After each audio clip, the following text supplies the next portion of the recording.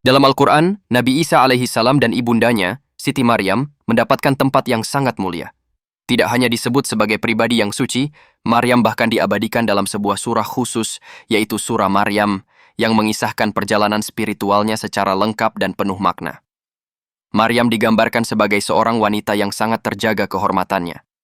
Ketika ia menerima kabar gembira dari malaikat bahwa ia akan melahirkan seorang putra yang suci, ia tetap tabah meskipun harus menghadapi fitnah dari kaumnya yang menuduhnya melakukan perbuatan tercela. Dalam surah Maryam, Allah menjelaskan bahwa kehadiran Yesus adalah mukjizat besar, lahir tanpa seorang ayah sebagai tanda kekuasaan Allah. Hal ini membersihkan Maryam dari segala tuduhan sebagai wanita yang tidak suci. Yesus dalam Al-Quran dikenal sebagai Ibnu Maryam atau Utra Maryam sebagai pengingat kemuliaan ibundanya. Ia diutus untuk menjadi nabi dan rasul bagi Bani Israel, membawa kitab Injil yang murni dan mengajarkan tauhid. Dalam perjalanan hidupnya, Yesus menunjukkan mukjizat yang mengagumkan, seperti menyembuhkan orang sakit, menghidupkan orang yang mati rohaninya atas izin Allah, dan berbicara sejak dalam buayan untuk membela kesucian ibundanya.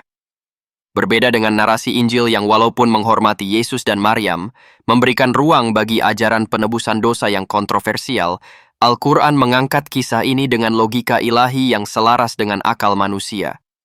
Yesus bukanlah manusia terkutuk yang mati di kayu salib untuk menebus dosa umat, melainkan seorang nabi suci yang diselamatkan Allah dari penyaliban, sebagaimana ditegaskan dalam surah An-Nisa. Yesus tidak wafat di kayu salib, tetapi diselamatkan oleh Allah ke tempat yang tinggi, sebagaimana firman Allah Ta'ala dalam surah Al-Mu'minun ayat 51, وَجَعَلْنَا ابْنَ مَرْيَمَ وَأُمَّهُ آيَةً وَأَوَيْنَهُمَا إِلَى رَبْوَةٍ ذَاتِ قَرَارٍ وَمَعِينٍ.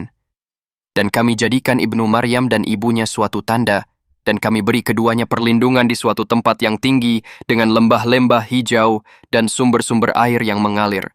Riwayat menyebutkan Nabi Isa alaihissalam melanjutkan tugas kerasulannya hingga ke pegunungan Kashmir, tempat di mana ia menyelesaikan misi untuk mencari Bani Israel yang tersesat. Melalui Al-Quran, Allah memberikan pemahaman yang adil dan mulia kepada Yesus dan Maryam. Keduanya adalah lambang ketaatan, kesucian, dan dedikasi kepada Allah. Dengan demikian, umat Islam mengimani Yesus dan Maryam sebagai tokoh yang tidak hanya terhormat, tetapi juga sebagai teladan yang sempurna dalam menjalani kehidupan yang berlandaskan iman dan ketakwaan.